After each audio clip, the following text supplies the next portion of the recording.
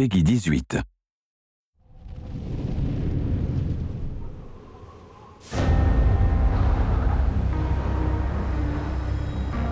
With Company of Heroes 2, what we're really trying to bring is the visceral experience of what the biggest battles of World War II was, and that's the Eastern Front.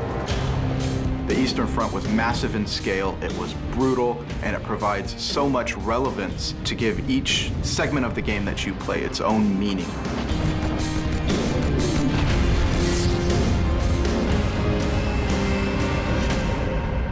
There's a lot of thought that goes into making sure our maps are not only realistic for the time period and the location, but also fun from a gaming perspective. What we're trying to do is create scenarios that allow for players to really utilize the terrain and building assets so that you can use those against another online player. Let's say you take a victory point or you move to an area, there will be things that change. Like the enemy might get reinforcements and make a big push.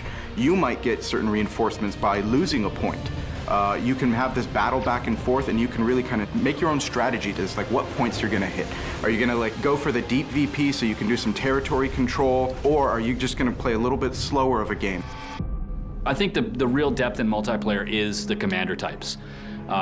Each one has a different set of abilities that can be used, and each of those sets of abilities has strengths and weaknesses depending on where you're playing or what you're matched up against.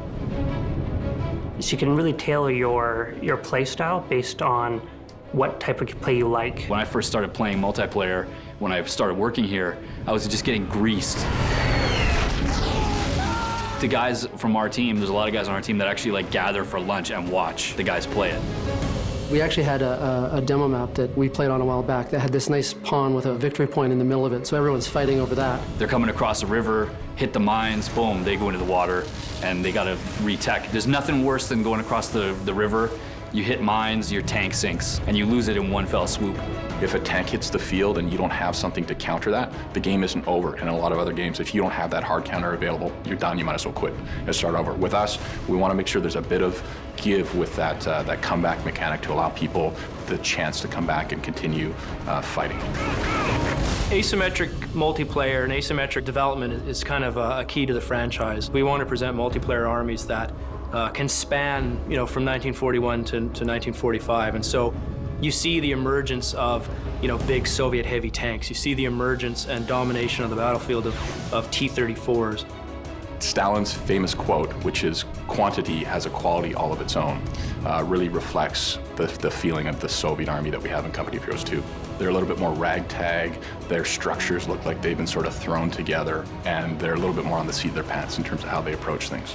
The Germans in Company of Heroes 2, they're at the end of their rope. They're an advanced faction. Their vehicles are technologically very advanced for the time. However, they've been at war for years, so the Germans are more defensive. Another new thing that we've added to Company of Heroes 2 is this idea of progressing. And a big part of that is allowing players to unlock content that really gives them the opportunity to customize their armies. What's great is these things will be based on the actual actions that they do. So if you use lots of mortars, suddenly you'll unlock things that have to do with mortars.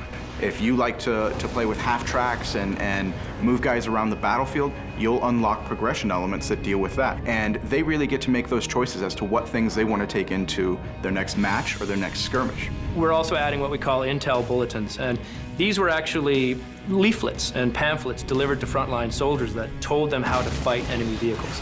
As you work through the progression tree, you will unlock the right to earn intelligence bulletins. And as you do certain things in the game, you will then be equipped with more information about how to tackle those things and get simple bonuses against them. The multiplayer gameplay and the campaign are intense experiences, and you apply context to those experiences, and people sort of gravitate, in a more emotional way to what you're presenting. And when I play a multiplayer game of Company of Heroes, the first thing I do is we get up and we talk about all the cool stuff we saw. And we're telling stories to each other about how the battle went.